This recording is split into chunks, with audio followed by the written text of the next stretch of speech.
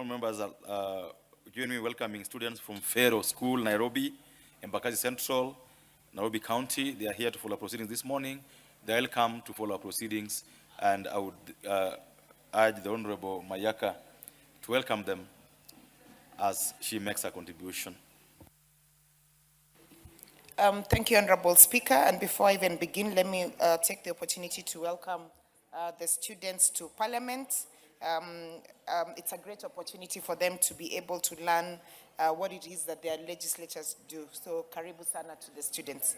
Honorable Speaker, I would like to also add my voice to this particular amendment bill, which seeks to amend Section 46A of the Sexual Offences Amendment Bill, sponsored by my sister, the Honorable Doris Aburi, and I'd really like to thank Honorable Donya for bringing this bill and for sponsoring it.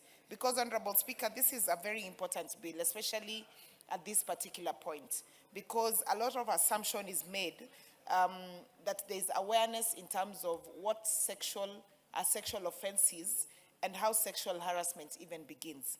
Honorable Speaker, Part A of the bill is talking about promotion of public awareness on sexual offenses through a nationwide education and information campaign.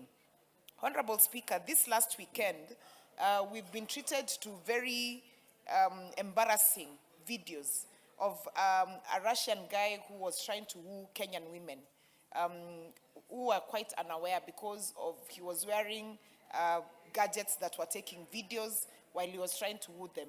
And Honorable Speaker, if you look at even Section 55, Section 43(1)(f of our Constitution, which speaks about general right of education for everyone, I actually think that this education is not even important for just children. Even us as adults, we need this education because people need to be very aware of their surroundings and people who are trying to woo them into this direction. Because it's very embarrassing to see grown women in Kenya being wooed into getting into hotel rooms, into Airbnbs, without even being aware of their surrounding. They don't even know if this is someone who wanted to even harvest their organs or rape them or something like that. So awareness of this is very, very important. And awareness begins, Honorable Speaker, from even the girls being able to know that it is okay to say no. Because some of them don't even know that it is okay to say no. They think they're doing men a favor, or they think by saying no, they're being disrespectful. So this education is very important. Honorable Speaker, even the issue of stigma.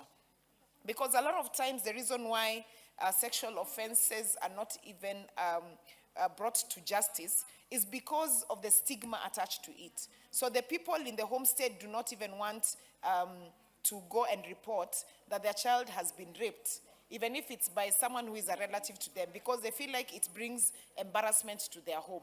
So it's very important for people to be aware that it is okay to actually report this. Section 2 of the amendment by Honorable Donya seeks to ensure that the Cabinet Secretary, in consultation with the responsible for matters of education, is also ensuring that this particular education is being done. I had Honorable Nyikal questioning and asking who the Cabinet Secretary in charge of legal affairs is.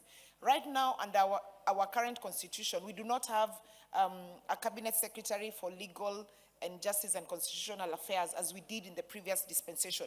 But we do have the AG, who has the Legal Affairs Department that sits under her office. Secondly, we also have the Women Advisor to the Cabinet, who advises the President on matters to do with women affairs and policies relating to women.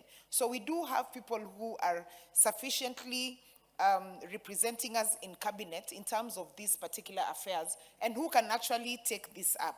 And Honorable Speaker, I really want to believe that once this is actually assented into law, that we will have the necessary steps taken in place by the Cabinet Secretaries in charge of this, so that we can have a comprehensive curriculum on sexual matters in this country.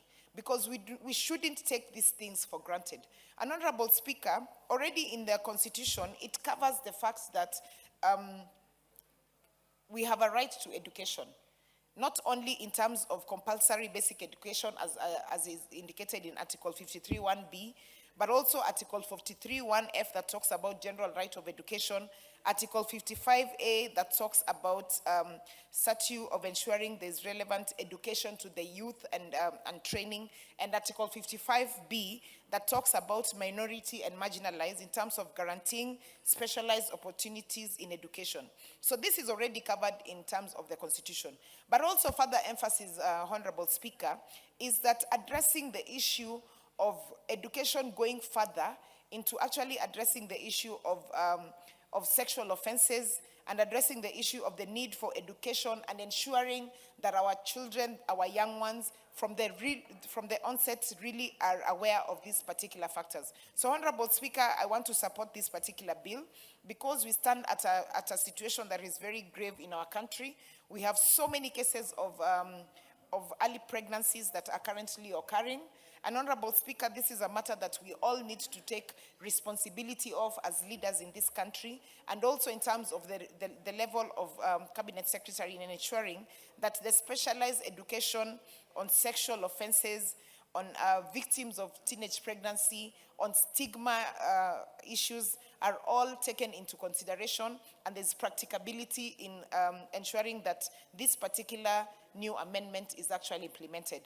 With those few remarks, I support and I submit. I thank you.